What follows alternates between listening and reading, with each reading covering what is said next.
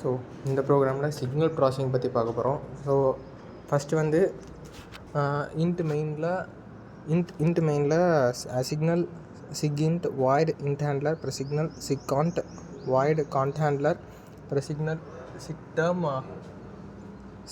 Void term handler கொடுத்துக்குறோம். திரும்ப while loop கொடுத்துட்டு printfல ரன்னிங் ப்ரோக்ராம் கொடுத்துருக்கோம். ஸோ இனிஷியலாக எனக்கு வந்து ப்ரோக்ராம் ரன்னிங்கிறது மட்டும் அவுட்புட்டில் இன்ஃபினிட்டி டைம்ஸ் வந்து ரன் ஆகிட்டே இருக்கும். ஏன்னா நம்ம வந்து இங்கே ஃபார் லூப் எதுவுமே இனிஷியேட் பண்ணலை. ஸோ வந்து எனக்கு இன்ஃபினிட்டி டைம்ஸ் ப்ரோக்ராம் ரன்னிங்கிறது ரன் ஆகிட்டே இருக்கும்.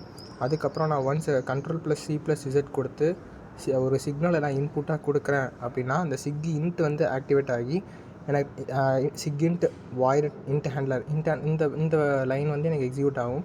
ஸோ இன்ட் ஹேண்ட்லர் வந்து நம்ம மேலே இனிஷியேட் பண்ணியிருக்கோம்.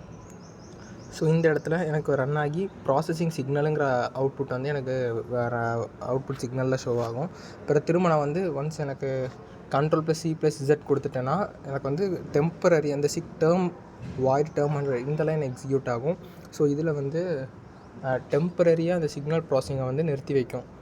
அப்போ எனக்கு அவுட்புட்டில் வந்து இந்த வாய்ட் டேர்ம் ஹேண்ட்லர் உள்ள printf sigterm RECD inside sig handler இது வந்து எக்ஸிக்யூட் ஆகும்.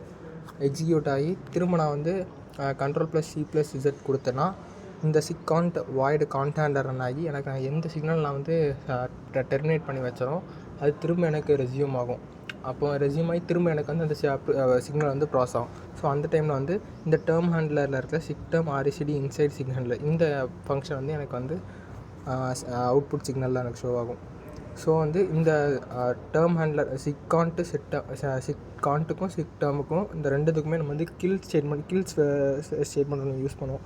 ஸோ அதை வச்சு தான் இந்த ரெண்டுத்துக்குமே ரெண்டு இதையும் சிக்கான்ட்டு சிக் டேர்ம் வந்து நம்ம ப்ராசஸ் பண்ண முடியும். ஸோ இதில்